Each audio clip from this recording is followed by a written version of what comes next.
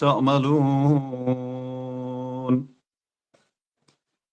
ولا تكونوا كالذين نسوا الله فأنساهم أنفسهم أولئك هم الفاسقون لا يستوي أصحاب النار وأصحاب الجنة أصحاب الجنة هم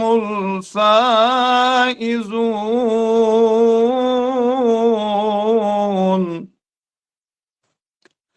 لو أنزلنا هذا القرآن على جبل لرأيته خاشعا متصدعا من خشية الله وتلك الأمثال نضربها للناس لعلهم يتفكرون هو الله الذي لا إله إلا هو عالم الغيب والشهادة هو الرحمن الرحيم هو الله الذي لا إله إلا هو الملك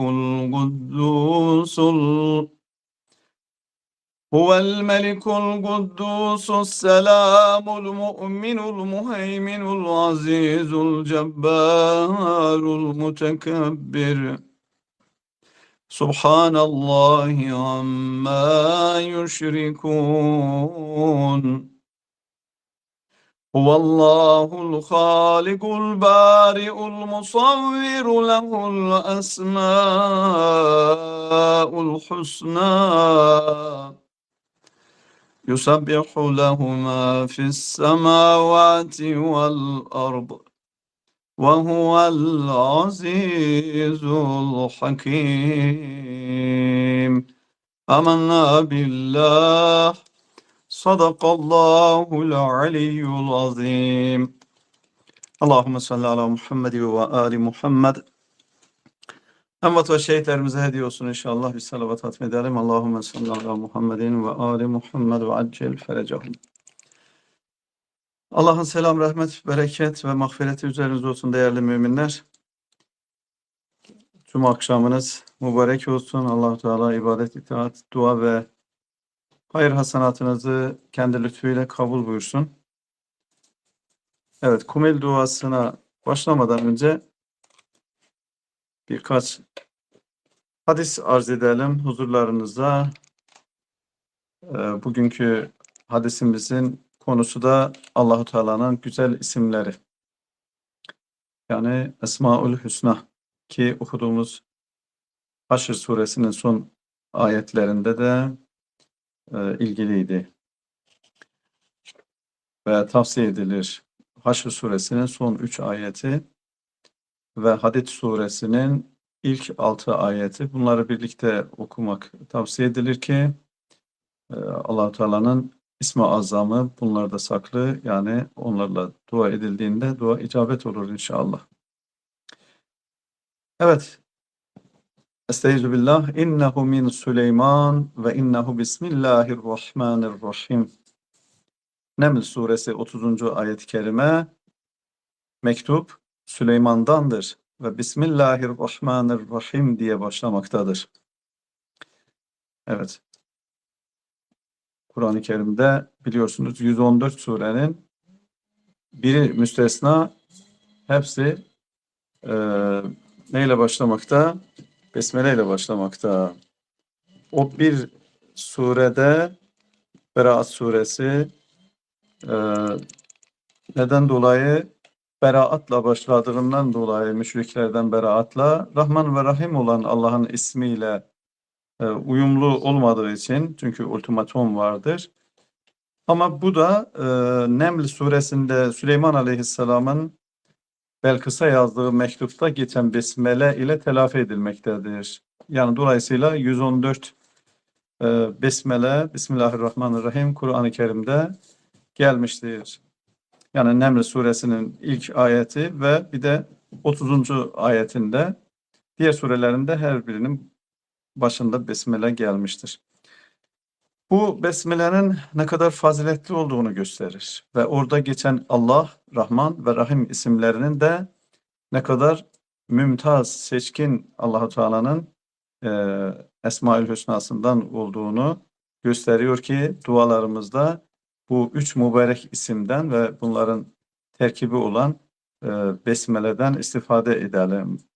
Ki Hz. Süleyman Aleyhisselam da, tabii ki tüm peygamberler besmeleden istifade ederlerdi. Hz. Süleyman Aleyhisselam da mektubunda istifade etmiş. Zaten mektup yazmanın adabındandır ki insan besmele ile başlasın. Resulullah Efendimiz buyurdu ki Bismillahirrahmanirrahim her yazılan şeyin anahtarıdır ya da diğer bir ifadeyle başlangıcıdır. Yani mümin insan kısa bir mesaj da yazsa, besmele ile, kısa bir mektup da yazsa, besmele ile onu başlaması uygundur, adabındandır. Bismillahirrahmanirrahim ile başlamayan her önemli iş kısırdır buyurur yine Efendimiz sallallahu aleyhi ve aleyh. Yani gündelik işlerimiz de olsun, önemli işlerimiz, temel atmasından tutun da bir eser oluşturmak, ne bileyim büyük işler, her türlü yolculuğa çıkmak vesaire, her işin başında besmele getirilmeli ki o iş inşallah hayırlı sonuçlansın, bereketli olsun. İnşallah emniyetle, güvenle amacına ulaşsın. Yine İmam Sadık Aleyhisselam buyurdu ki Bismillahirrahmanirrahim demeyi ardından bir şiir dahi söyleyecek olursan sakın terk etme. Yani misal 2 mısra şiir de okusan veya yazacak olsan besmele getir. Yani bundan acizlenme. İmam Sadık Aleyhisselam yine buyurmuşlar ki bazen şiirlerimizden bazısı işini Bismillahirrahmanirrahim ile başlatmadığı için aziz ve celil olan Allah onu tatsız olaylarla karşılaştırır ki ona Allah Tebareke ve Teala'nın şükrünü ve hamdını hatırlatsın. Yani o besmele getirmemenin tabiri caizse cerimesini ona tattırır ki unutmasın artık. Allah-u Teala'ya şükretmek manasına, ona hamd etmek manasına gelen adını her işin başında anmayı unutmasın. Evet, yine en büyük mübarek ismiyle ilgili Allah-u Teala'nın İmam Muhammed Bakır Aleyhisselam buyuruyor ki Allah'ın en büyük ismi 73 harftir. Asif bunlardan sadece bir harfi biliyordu ve onu dile getirdi. Bu sebeple Asif ile Belkıs'ın tahtı arasındaki mesafe ortadan kalktı ve Asif elini uzatarak tahtı aldı. Sonra yeryüzü eski haline döndü ve bütün bunlar bir göz kırpmadan daha hızlı oldu.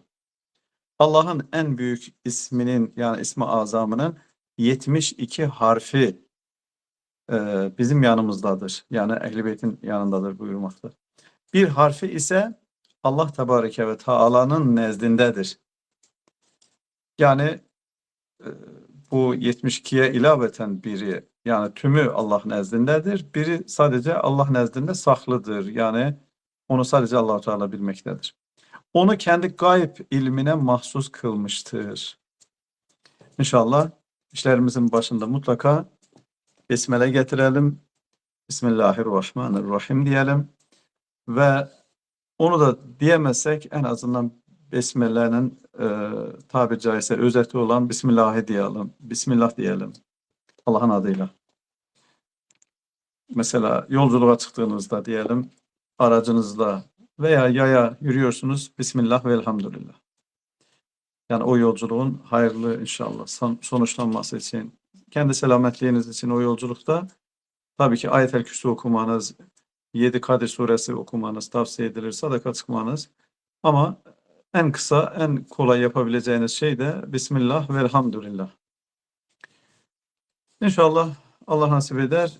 İlerideki sohbetlerimizde Allah-u Teala'nın güzel isimlerinin etkileri üzerinde ve onların zikirlerinin mesela sonuçları ve hatimleri, hangi zikirlerin hangi hatimleri var, ne gibi etkileri var, hangi hacetlerimiz için hangi mübarek ismini Allah Teala'nın ne sayılarda anmalıyız. Bunlara yönelik inşallah sohbetlerimizde olacak ileride. Şimdi Kumel duası biraz uzun dua olduğu için sözü kısa tutalım. Duamıza başlayalım. Hepinizden iltiması duamız var.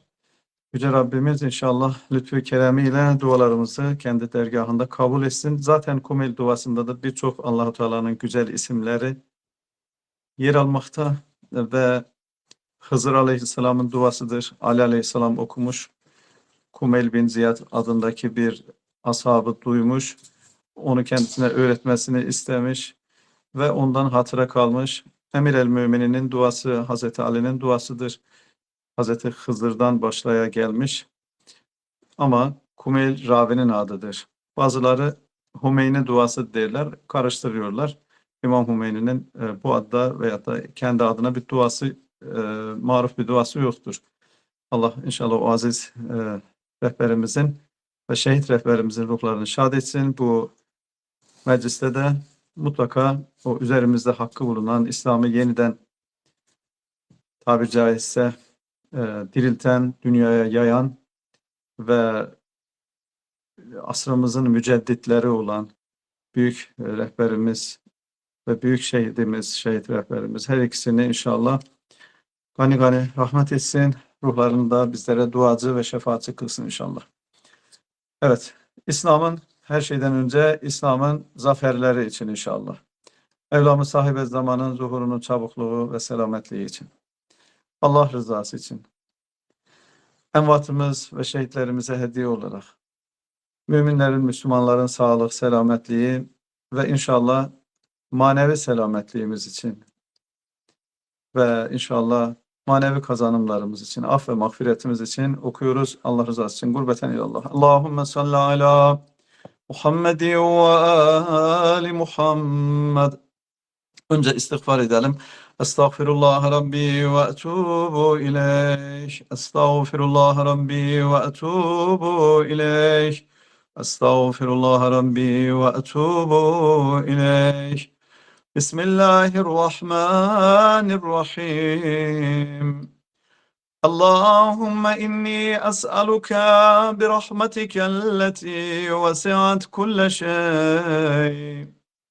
وبقوتك التي قهرت بها كل شيء وخضع لها كل شيء وذل لها كل شيء وبجبروتك التي غلبت بها كل شيء وبعزتك التي لا يقوم لها شيء وبعظمتك التي ملأت كل شيء وبسلطانك الذي على كل شيء وبوجهك الباقي بعد فناء كل شيء وبأسمائك التي ملأت أركان كل شيء وبعلمك الذي أحاط بكل شيء وبنور وجهك الذي أضاء له كل شيء يا نور يا قدوس يا نور يا قدوس يا نور يا قدوس يا أول الأولين ويا آخر الآخرين اللهم اغفر لي الذنوب التي تهتك الإسام اللهم اغفر لي الذنوب التي تنزل النقام اللهم اغفر لي الذنوب التي تغير النعام اللهم اغفر لي الذنوب التي تحبس الدعاء اللهم اغفر لي الذنوب التي تنزل البلاء اللهم اغفر لي كل ذنب أذنبته وكل خطيئة أخطأتها. اللهم إني أتقرب إليك بذكرك وأستشفع بك إلى نفسك وأسألك بجودك أن تدنيني من قربك وأن توزعني شكرك وأن تلهمني ذكرك. اللهم إني أسألك سؤال خاضع متذلل خاشع أن تصامحني وترحمني وتجعلني بقسمك راضيا قانعا وفي جميع الأحوال متواضعا. اللهم وأسألك سؤال من اشتدت فاقته وأنزل بك عند الشدائد حاجته وأظم فيما عندك رغبته. اللهم أظم سلطانك وعلى مكانك وخفي مكرك وظهر أمرك وغلب قهرك وجرت قدرتك ولا يمكن الفرار من حكومتك. اللهم لا أجد لذنوبي غافرا ولا لقبائحي ساترا ولا لشيء من عملي القبيح بالحسن مبدلا غيرك. لا إله إلا أنت سبحانك وبحمدك ظلمت نفسي ظلمت نفسي ظلمت نفسي وتجرأت بجهلي وسكنت إلى قديم ذكرك لي ومنك علي. اللهم مولاي كم من قبيح سترته وكم من فاضح من البلاء أقلته وكم من عسار وقيته وكم من مكروه دفعته وكم من ثناء جميل لست أهلا له نشرته. اللهم عظم بلائي وأفرط بي سوء حالي وقصرت بي أعمالي وقعدت بي أغلالي وحبسني عن نفعي بعد أملي وخدعتني الدنيا بغرورها ونفسي بجنايتها ومثالي يا سيدي فأسألك بعزتك أن لا يحجب عنك دعائي سوء عملي وفعالي ولا تفضحني بخفي ما اطلعت عليه من سري ولا تؤاجلني بالعقوبة على ما عملته في خلواتي من سوء فعلي وإساءتي ودوام تفريطي وجهالتي وكثرة شهواتي وغفلتي وكن اللهم بعزتك لي في كل الأحوال رؤوفا وعلي في جميع الأمور عطوفا. إلهي بربي من لي غيرك İlahi ve Rabbi men li gayruk. Ey benim Allah'ım ve Rabbim, benim senden gayrı kimim var? Es'aluhu keşfe burri ve nazara fi emri. İlahi ve Mevlay, أجريت علي حكما اتبعت فيه هوى نفسي ولم أحترس فيه من تزيين عدوي فغرني بما أهوى وأسعده على ذلك القضاء فتجاوزت بما جرى علي من ذلك بعض حدودك وخالفت بعض أوامرك فلك الحمد علي في جميع ذلك ولا حجة لي فيما جرى علي فيه قضاؤك وألزمني حكمك وبلاؤك وقد أتيتك يا إلهي بعد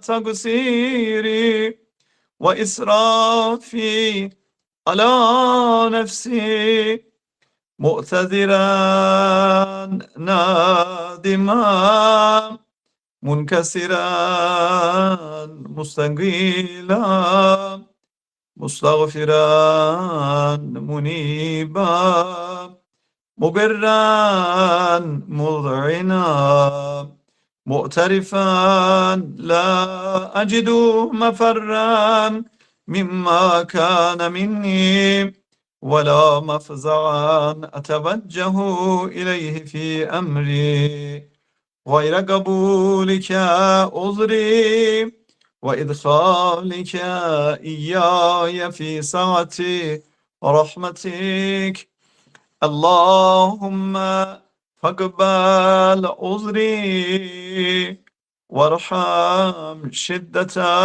ضري وفكني من شد وثاقي يا رب ارحم ضعف بدني يا رب ارحم ضعف بدني يا رب ارحم ضعف بدني ورقة جلدي ودقة عظمي يا من بدأ خلقي وذكري وتربيتي وبري وتغذيتي هبني لابتداء كرمك وسالف برك بي يا إلهي وسيدي وربي أتراك مؤذبي بنارك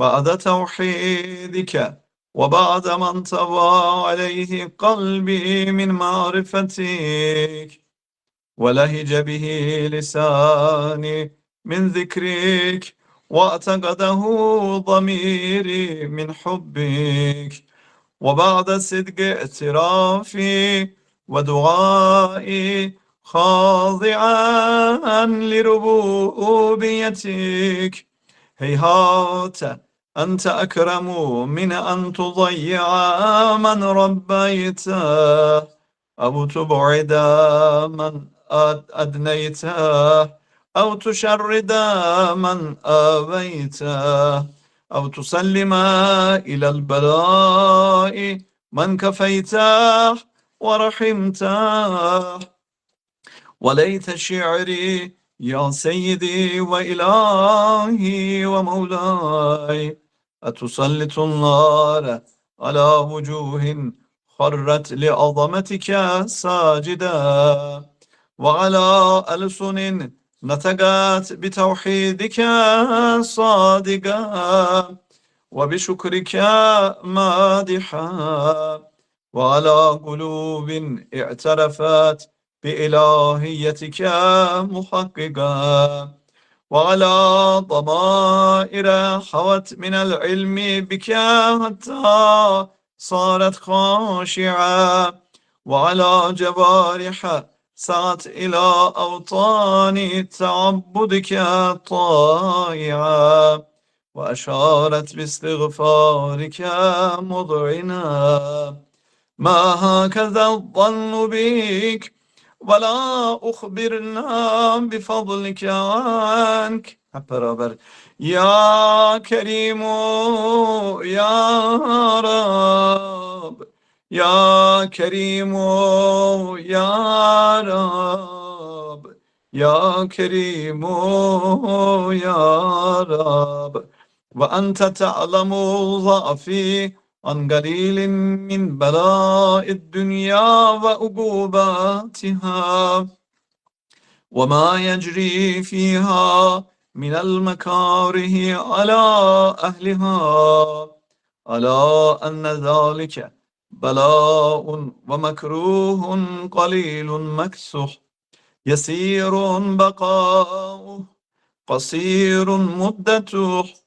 فكيف احتمالي لبلاء الآخرة وجليل وقوع المكاره فيها وهو بلاء تطول مدته ويدوم مقامه ولا يخفف عن أهله، لأنه لا يكون إلا عن غضبك وانتقامك وسخطك، وهذا ما لا تقوم له السماوات والأرض.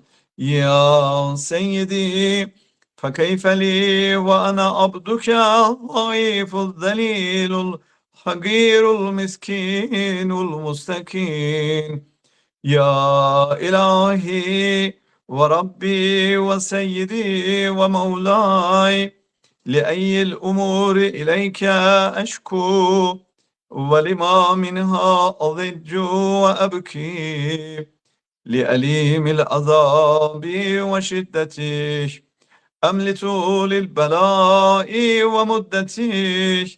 فلئن صيرتني للعقوبات مع أعدائك وجمعت بيني وبين أهل بلائك وفرقت بيني وبين أحبائك وأوليائك، فهبني يا إلهي وسيدي ومولاي وربي، صبرت على عذابك فكيف أصبر على فراقك؟ وهبني صبرت على حر نارك فكيف أصبر عن النظر إلى كرامتك؟ أم كيف أسكن في النار ورجائي عفوك؟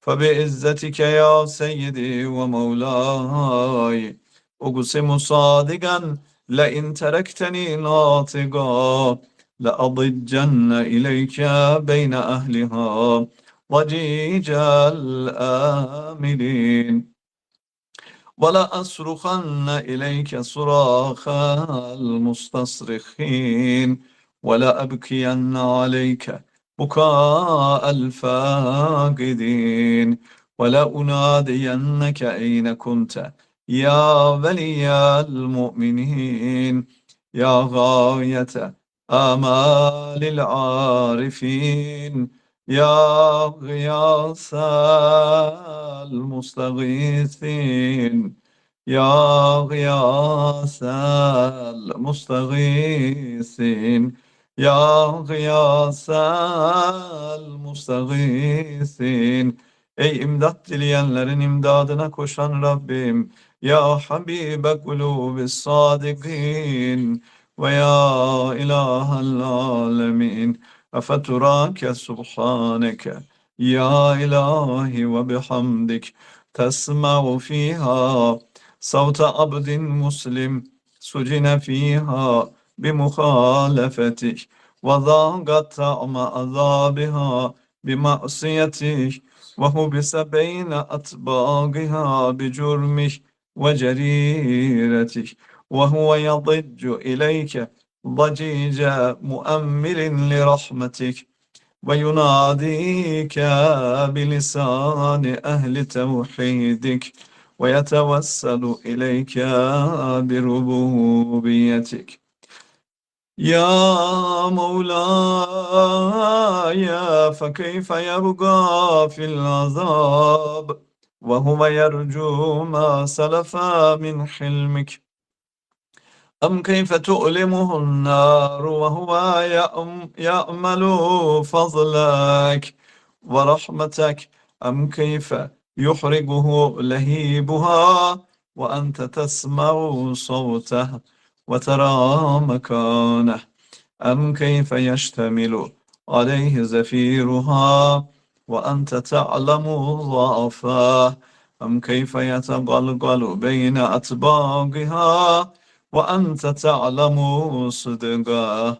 أم كيف تزجره زبانيتها وهو يناديك يا رباه؟ أم كيف يرجو فضلك في عتقه منها فتتركه فيها؟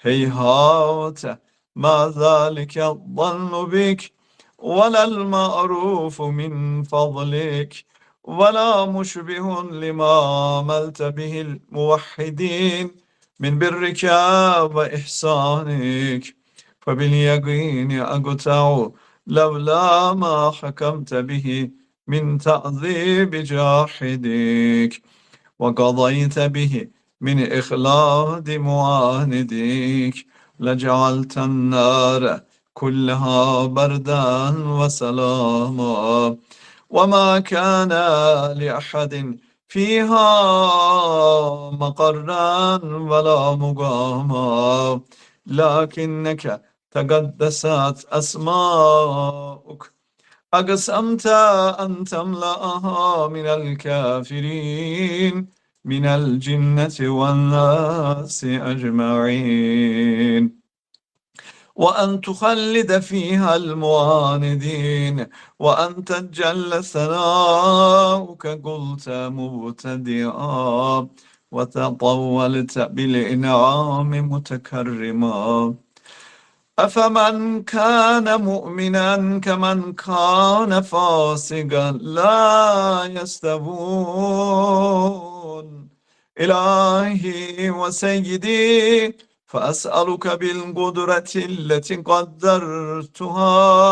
قدرتها وبالقضية التي ختمتها وحكمتها وغلبت من عليه أجريتها أن تهب لي في هذه الليلة وفي هذه الساعة كل جرم أجرمته وكل ذنب أذنبته وكل قبيح أسررته وكل جهل عملته كتمته أو أعلنته أخفيته أو أظهرته وكل سيئة أمرت بإثباتها الكرام الكاتبين الذين وكلتهم بحفظ ما يكون مني وجعلتهم شهودا علي مع جوارحي، وكنت أنت الرقيب علي من ورائهم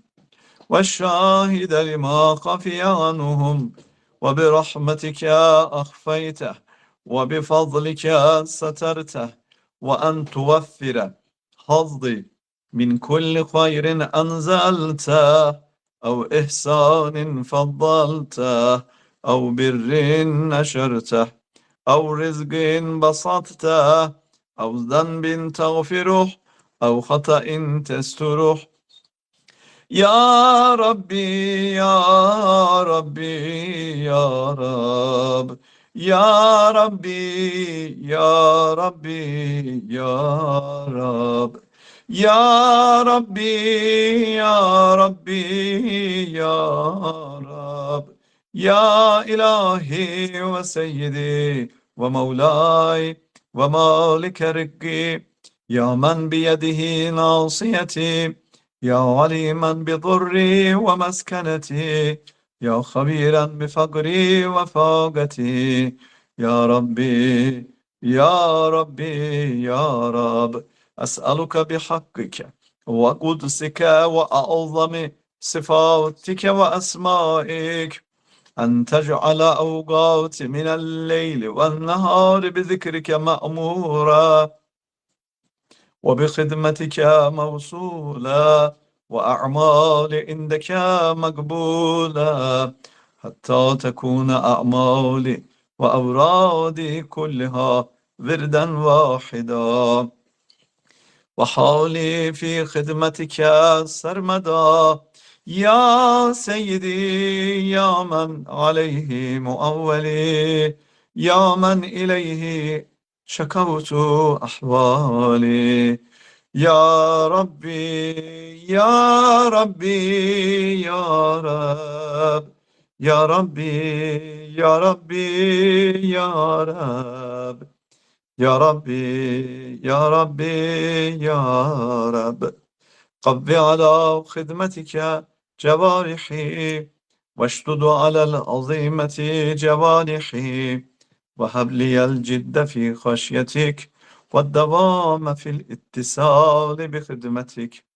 حتى أسرح إليك في ميادين السابقين وأسرع إليك في البارزين وأشتاق إلى قربك في المشتاقين وأدنو منك أدنو المخلصين وأخافك مخافة الموقنين وأجتمع في جوارك مع المؤمنين اللهم ومن أرادني بسوء فأرده ومن كادني فكده واجعلني من أحسن عبيدك نصيبا عندك وأقربهم منزلة منك وأخصهم زلفة لديك فإنه لا ينال ذلك إلا بفضلك وجد لي بجودك وأعطف علي بمجدك واحفظني برحمتك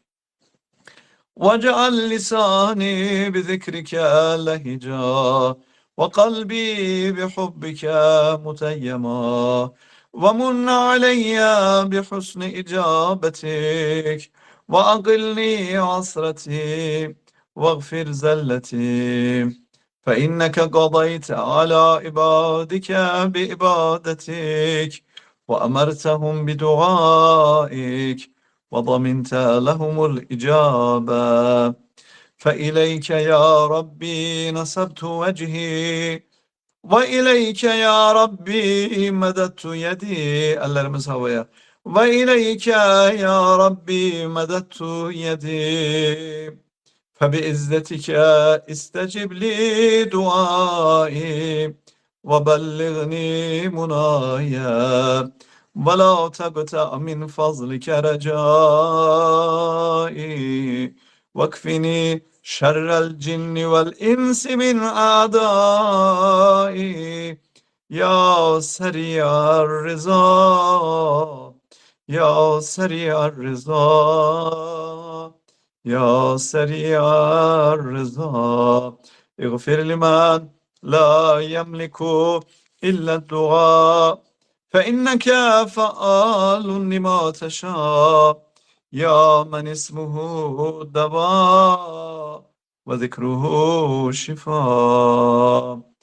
Ey ismi deva, derman, ilaç olan ve onu anmakta şifa olan Allah'ım ve taatuhu gına irham men ra'su malihir reca ve silahuhul buka ya sabigan ni'am ya dafi'an nigam ya nural mustawhişine fi zulam ya alimen la yuallam salli ala Muhammedin وآل محمد وافعل بما أنت أهله وصلى الله على رسوله والأئمة الميامين من آله وسلم تسليما كثيرا اللهم صل على محمد وآل محمد وعجل فرجهم وفرجنا بهم بسم الله الرحمن الرحيم اللهم كن لبليك الحجة ابن الحسن صلواتك عليه وعلى آبائه في هذه الساعة وفي كل ساعة وليا وحافظا وقائدا وناصرا ودليلا وعينا حتى تسكنه أرضك طوعا وتمتعه فيها طويلا وبرحمتك يا أرحم الراحمين يا عزيز يا الله يا الله يا الله يا الله يا الله يا الله يا الله يا الله يا Allah ya Allah. İlahi senanda veririk öz izzet ve celalin hürmetine Hazreti Fatıma Zehra ve Emirül Müminin hakkı için Resul-i Kibriyan Muhammed Mustafa sallallahu aleyhi ve aleyhi hürmetine onun tertemiz mutahhar ehli beyti masum imamlar hatirine asrımızın zamanımızın imamı Hüccet İbnül Hasan-ı Askeri sahibe zaman Mehdi-i Muntazar aleyhisselam hürmetine ya Rabbi dualarımızı kabul eyle, günahlarımızı affeyle, envatımızı ve şehitlerimizin tümünü gani gani rahmet eyle, dereceleri yücedir daha bir müteali eyle. Ya Rabbi bizlere de kendi rızan yolunda yaşayıp temiz bir yaşamla, kulluğunla ömür sürmeyi, ilahi ecel anımız geldiğinde de şehadet şerbetini senin yolunda rızana ermek için ilahi İmam Ali'nin sahibe zamanın eliyle şehadet şerbeti içmeyi bize ve arzu edenlere nasip eyle. İlahi ya Erhamer Rahimin aziz şehit rehberimizin ya Rabbi ruhunu şad eyle, onu İmam Hüseyin'le mahşur eyle. Ya Rabbi bizi de onunla ve ehl-i beytle mahşur eyle. Ya Rabbi ya Erhamer Rahimin direniş şühedasını ya Rabbi Amerika ve İsrail'in bu saldırılarında, bu namertçe, zalimce saldırılarında rahmetine ulaşan bütün şehitlerimizin ruhlarını şad eyle. Ya Rabbi sadr-ı İslam'dan, İstiklal Muharebesi'nden, Çanakkale'den bütün şehitlerimizi, emniyet ve güvenlik şehitlerimizi ya Rabbi, dini vatanı yolunda, halkının emniyeti için şehit olanları gani gani rahmet eyle ya Rabbi. İlahi ordularımızı ya Rabbi İran İslam Cumhuriyeti'nin ordularıyla beraber bütün ordularımızı, Türkiye Cumhuriyeti ordularını, bütün direnişin ordularını, bütün İslam ülkelerinin ordularını yekvücud olmaya, ilahi ya Rabbi Kur'an ve Ehl-i Beyt sayesinde ilahi vatanlarını, dinlerini, maneviyatlarını müdafaa etmek için Amerika'ya, İsrail'e ve ortak düşmanlarımıza karşı mukavemet etmeye ve muzaffer olmaya ve muzafferliklerinin de daimi olmasını ya Rabbi nasip eyle. İlahi ya Erhamer Rahimin yurdumuza ve bütün İslam ülkelerine bolluk, bereket, emniyet, her türlü güzelliği ihsan eyle ve nerede yaşasalar Müslümanları, müminleri muhafaza eyle. İlahi ya Erhamer Rahimin bu aziz Cuma gecesinde bu saatlerde ya Rabbi dua eden sevdiğin kullarının hatırına ya Rabbi Müslümanların ve bu cemde bulunanların ve bu duayı dinleyenlerin ya Rabbi her ne müşkülü varsa hellal-i meşakil müşkülleri halleden Mevla emir el müminin eliyle halleyle. Ya Rabbi derdi olan, hastası olan, hastalığı olan kim varsa ya Rabbi Musa ibn Cafer aleyhisselam Babel havaycı eliyle ya Rabbi dertlerine derman, hastalıklarına acı şifalar keramet eyle. Borçlu olanların borçlarını eda eyle. İlahi özgürlükleri kısıtlanan, hapiste olan kardeşlerimize, bacılarımıza dünyanın neresinde olsalar ya Rabbi onları azat eyle, özgürlüklerine kavuştur ya Rabbi. Ya Rabbi zalimlerin şerrini Müslümanların, müminlerin hatta insanlığın üzerinden berkenar eyle. Ya Rabbi sahibe zamanın zuhurunu tezlikte inşallah yarınki cuma sabahında ya Rabbi idrak etmeyi bizlere nasip eyle.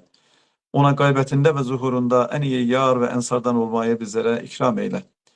Aziz rehberimiz Ayetullah Seyyid Müçteba Hüseyin'i Hamene'yi ağamızı ya Rabbi muzaffer eyle.